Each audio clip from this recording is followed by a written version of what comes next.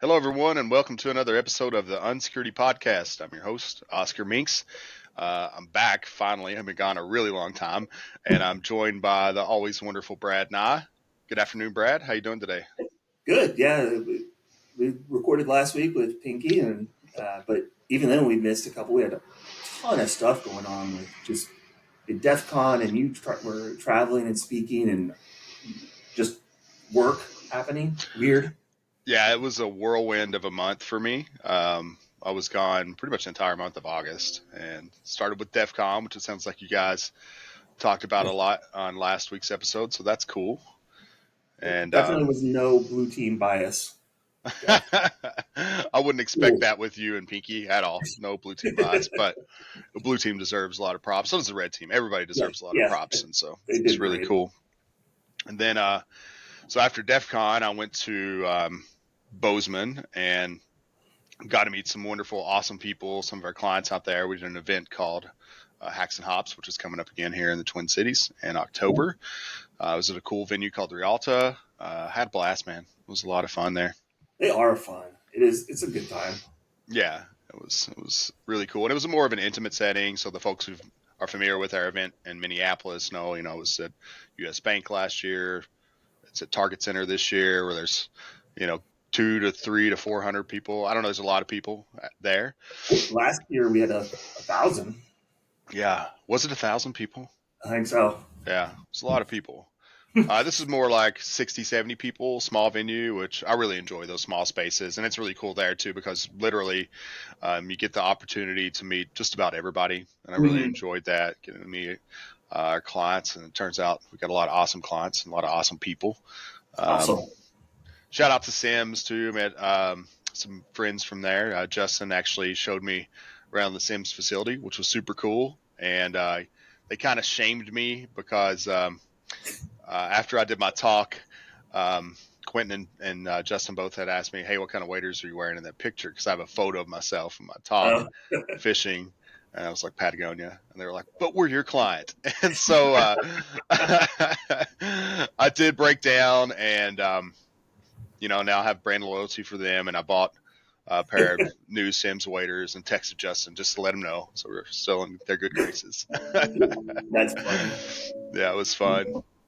And after that, I was in Big Sky for a few days, meeting with our leadership team and doing recap on the year and planning and outlook for the remainder of the year and some fun planning sessions for next year.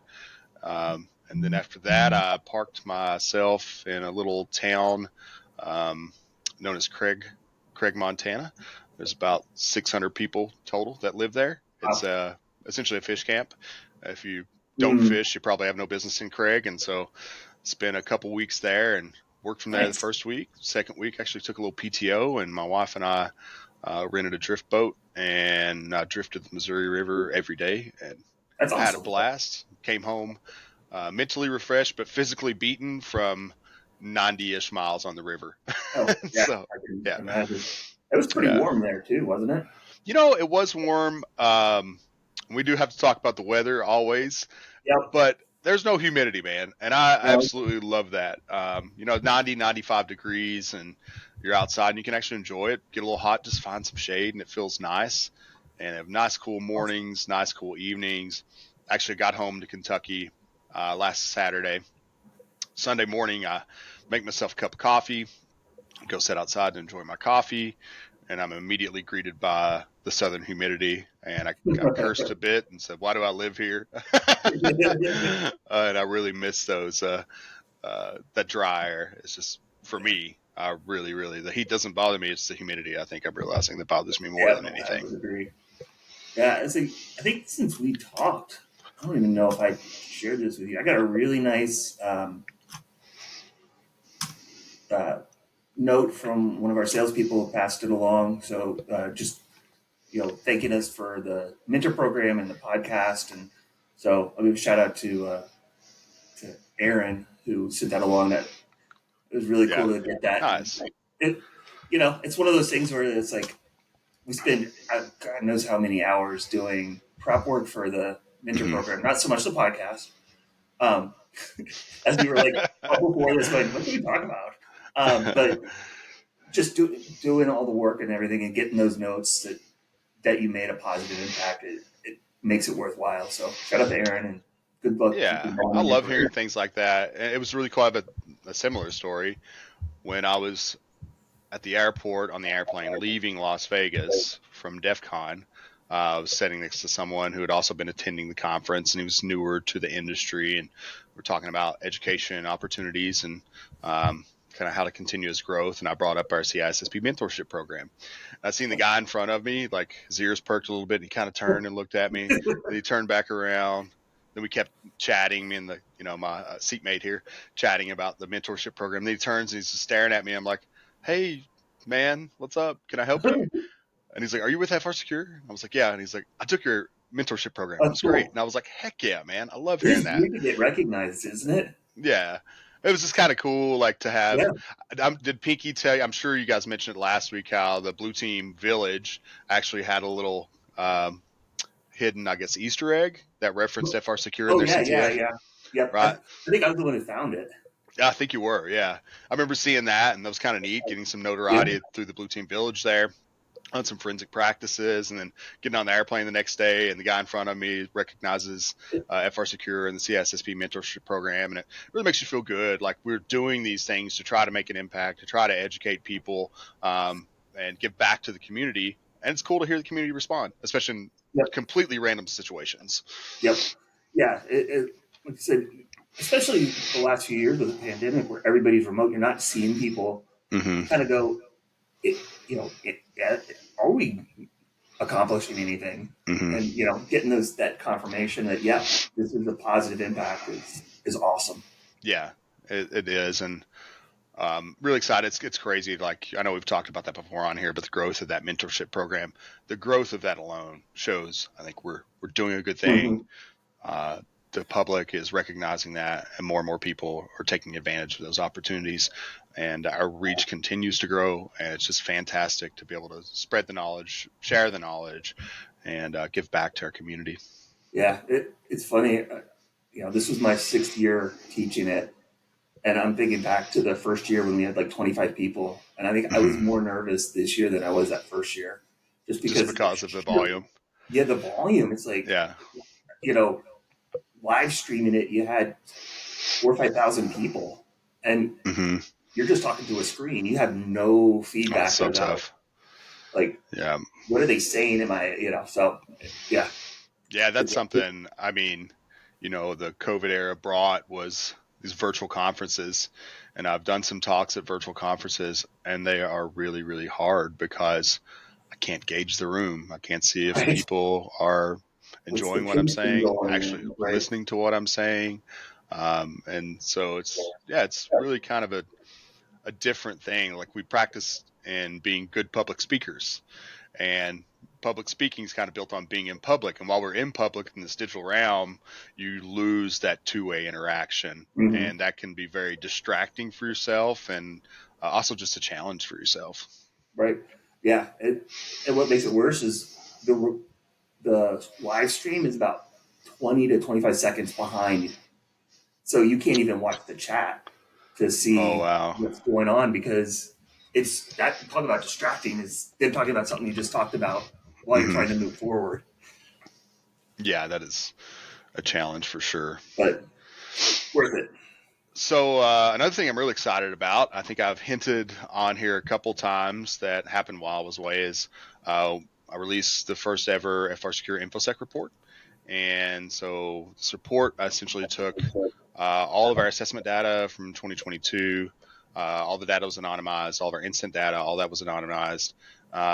We had 400 validated security assessments, 55 incident response engagements, and essentially analyzed all that data and put out a report kind of showing what our trends we're seeing. It's really an attack-driven narrative. So let's look at our incident data, see what attack trends that we observed throughout the year 2022, and then let's relate that back to our assessment data. So helping people understand how these controls that we build into our risk assessment can be very valuable in preventing an incident to your business or organization. And so I'm really excited to have this out there. We finally got it out. It's been a lot of hard work to get there, And I hope that our listeners will enjoy this report. Hope it gives you some value. Hopefully it gives you some information and educates you on something, and at least get you thinking about things. I will try to make sure that we do share a link in our description today, so you guys all have access to that. I think that our marketing team, they may have already sent it out an email. I don't know if they've blasted this in email yet, because we kind of released it for our Bozeman Hacks and Hops audience as a, they get first dibs at it, which was really neat and fun. But maybe it'd be fun, Brad. I don't know. This is kind of off the hip, and this is kind of how we play here. We could talk through I do a kind of a TLDR at the end of it. Too long, didn't read. And I just have some conclusions, and I'd like to talk about my conclusions with you and get your thoughts on them. And I'm not going to read the syntax or anything, but I think these are ideas that we talk about a lot, and probably most or all will come at no surprise to you or many of our listeners. But the first one, you ready?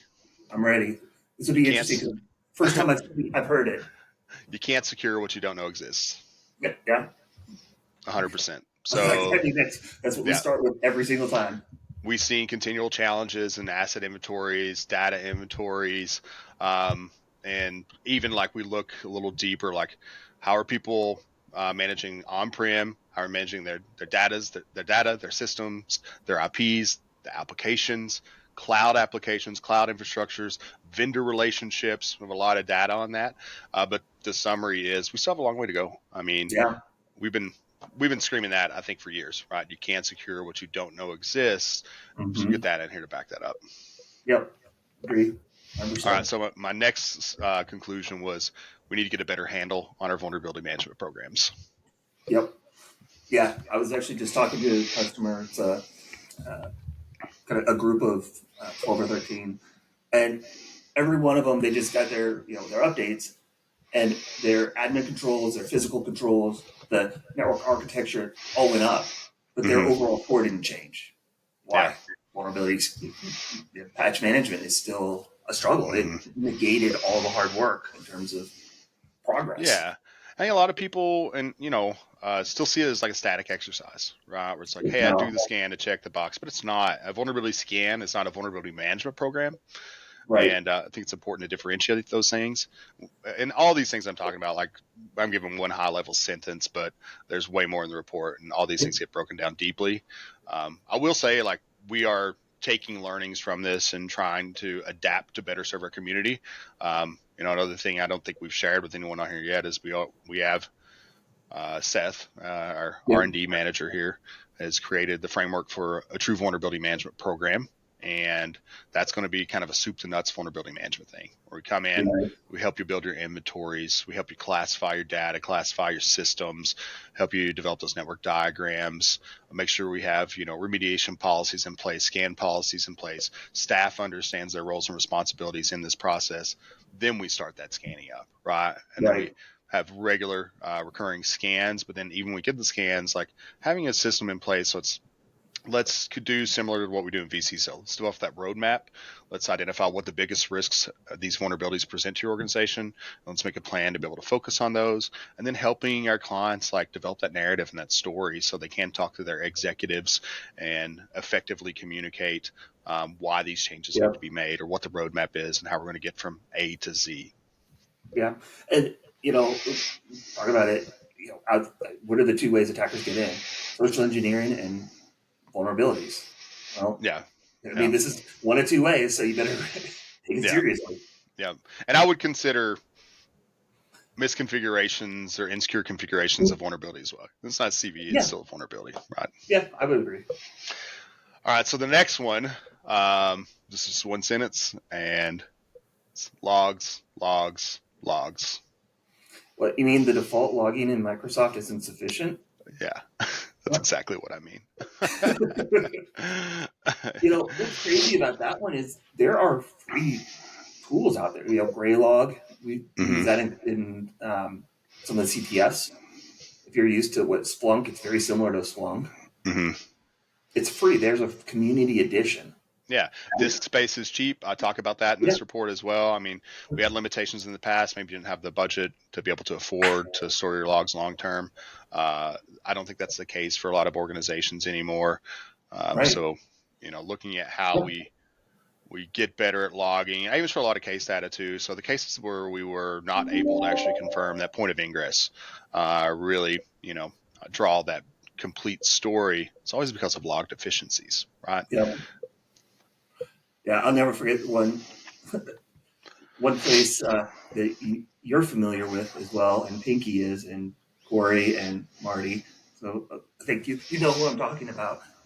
When I went in, they had a domain controller that was also a file server and a print server. Oh And I went yeah. to go to the event log, and there was literally like 40 seconds worth of logs. Mm-hmm. I was Yep. like, Yep. "Whoa, what is that? What's Yeah. happening?" And it's not uncommon. Yeah. No, I remember those days and I remember those servers. Yeah, we talk a lot too in the logs. So like in the data here, I'm going to kind of tell you like, how are organizations stacking up to these controls that we have in place? How do these controls, like logs, for example, impact our ability to respond to an incident and investigate an incident? But then also give you strategies on what you should be doing with logs. And I always say like, hey, it's better to have the logs and do nothing with them than to not have the logs. But Yeah, also, there is so much power in having those logs and correlating those logs to a scene. And it's always like, and this is a thing I heard from Sands, and I love the saying, but it's no normal find evil. And so yeah, we talk about ways to essentially pattern normal behavior in your environment and then identify malicious activity through anomalies that exist in your environment. And well, so there's a lot of power in logs. yeah. I was talking to one of my clients, and they didn't have anything. And they ended up getting Graylog. It runs on Linux. Mm-hmm. Obviously, I don't care what you use something, but they didn't have budget. They had disk space. Yep. Stood up a Linux server, put it on, and they were asking. They're like, "Well, but if we're not managing it or we're not having alerts on it, is it valuable?" I was like, "Oh yeah, oh yes."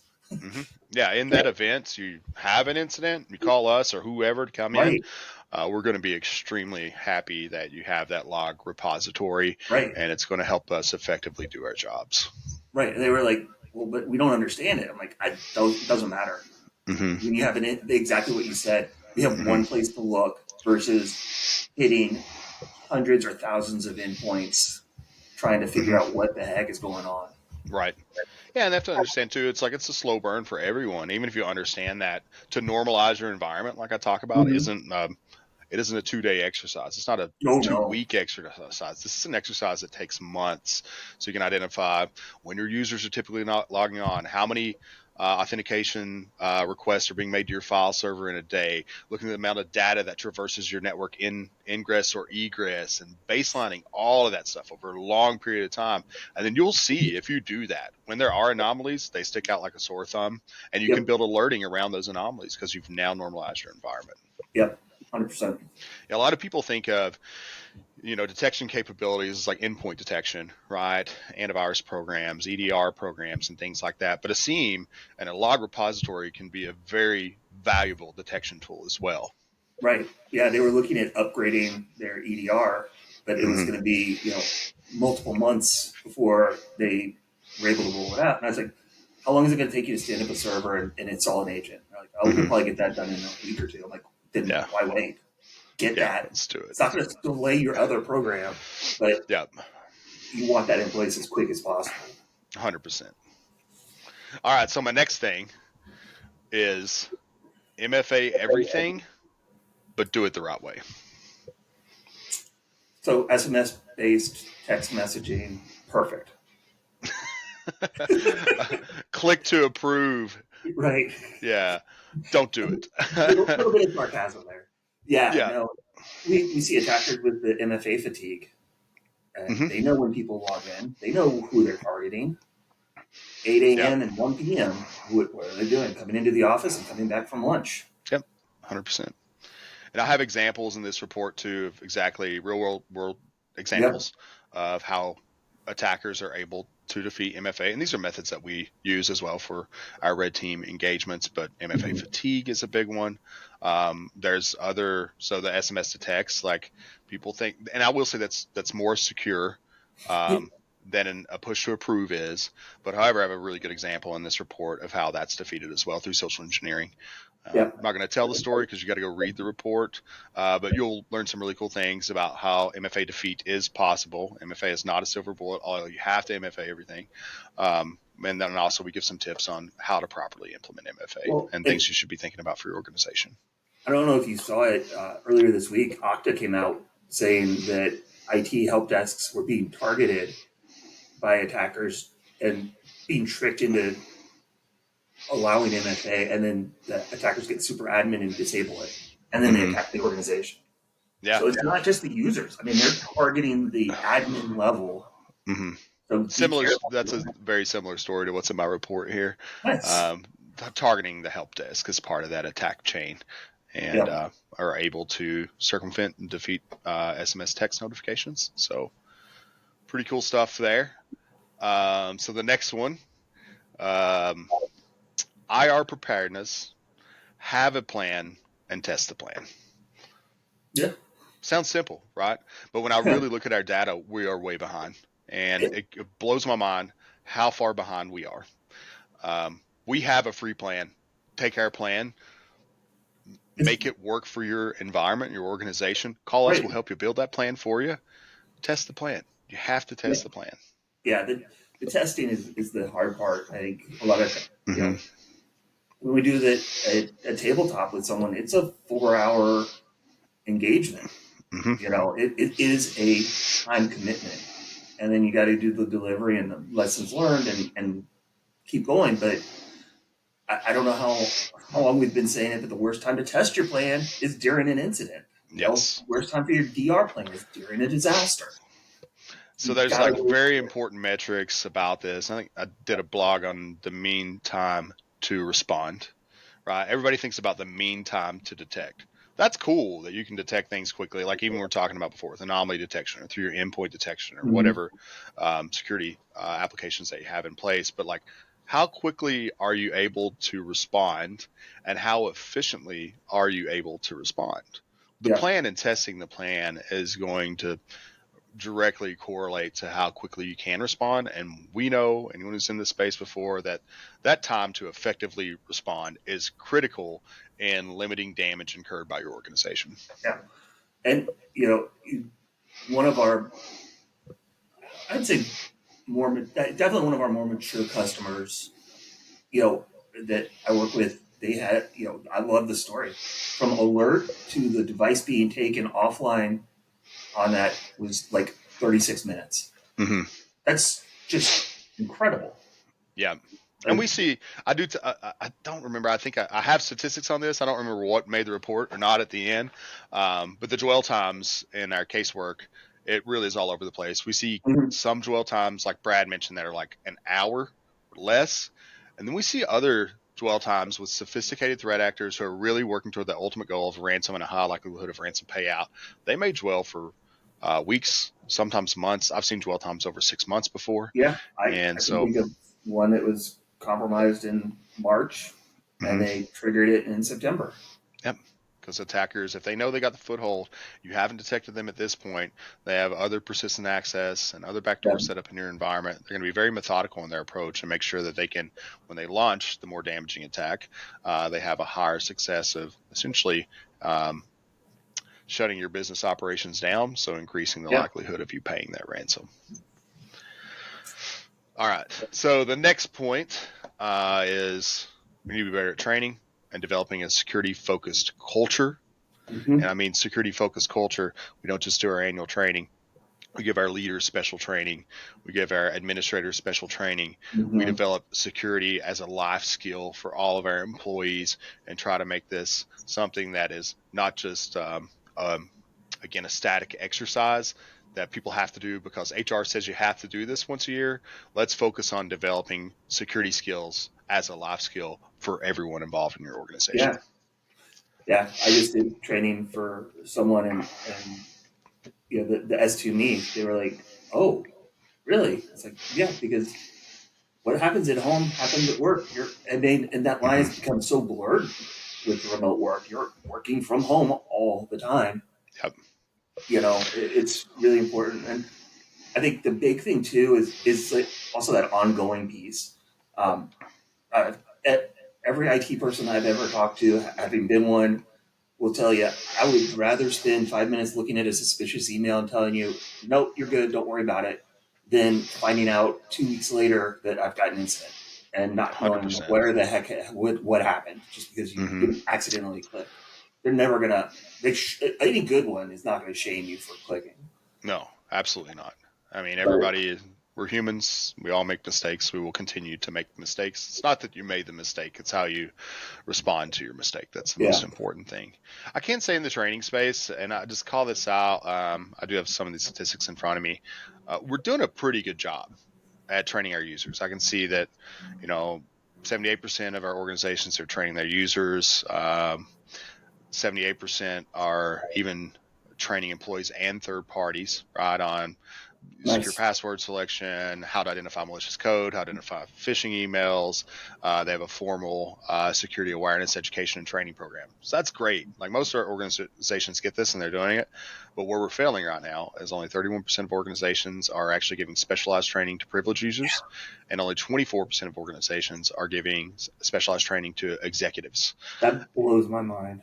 It's the people with all the power in our Right. organizations are not really receiving specialized training. Two things: they have the authority, they have the power to execute damaging activities in your organization, but then also too, when you think about your leaders and your executives, that's how you develop a culture. You have Right. those executive leaders who really understand security, they care about security, and they lead by example, and it's easier for that to trickle down through your organization. So it's really important to not only give that specialized training to your power users, your admins, and your executives, but also use that as an ability to try to influence the culture of your organization. Yeah, you'll never build a successful security culture if you don't have support at the highest level. Period. Yep, 100%. All right, now I've got one more, Brad, and this one um, probably should not be a surprise to anyone. Security is not easy. It is. It's easy. Yeah. Yeah, I get Yeah. some insights on that, but it's all about, like, I still see the data, I still see the signs that people are looking for that easy button security, that solution that requires little to no effort, and it doesn't exist. It's never going to just exist. We have to understand that the most difficult path is usually the correct path. Let's Right. learn from our mistakes and let's fix our futures. Well, I've always gone by, I'd rather spend, you know, time and a half up front doing something correctly than half-assing it and having to go back and Mm-hmm. constantly address and fix and, remediate. Spend the time, do it right. It's going to save you time in the long run. I mean, think about a baseline hardening standard. How Mm-hmm. many people have that? I don't know if that's in there or not. Not many. Mm-hmm. It is in here. I don't remember the stat, but But I know it's in my data set. I don't know if it made the report, but if people want that, I probably can a get that. very low Yeah. number based on my experience. But Yeah. if you think about it, okay, so I'm gonna take a couple hours and really work through setting up a group policy that disables unneeded services, Mm-hmm. closing unneeded ports on servers. Yep. Make sure it works. Well, look at just how many breaches would that, compromises would that stop? Mm-hmm. For sure. For sure. All right, Yeah, man. This was fun. This is cool. Sorry to totally throw you a curveball, but I think this is fun, man. yeah, Hopefully, yeah. folks enjoy it. Again, I'll get everyone the link in the description, so you can go download the report. I would encourage your feedback. Send me an email or send us an email. Let me know what you think. If there's more questions you have after reading that, I want to know, and I want to help get you that information. I will say this is something that we're going to try to do at least annually from now on, and the format may change. But this was a story I wanted to tell, or the data essentially told us to tell this year. Who knows what that story will be next year? But I'm excited to have this out, and hopefully it's a good contribution to all of our clients, friends, and the community. Yeah, I'm looking forward to reading it. For sure. All right, how about shout outs? Um, let's see. Every week we knew this, and I can't. I'm just keep getting caught off guard every time. Uh, I'll give a shout out this week to Megan. She's been doing a lot, kind of helping with our VRM processes and kind of taking a lot of that work off of my plate, which is fantastic. But it's also kind of nice to see she's having some of the same, you know, frustrations, struggles with some of the stuff that I was. It makes me feel better that it wasn't just me, but Yeah. she's been doing a kick-ass job.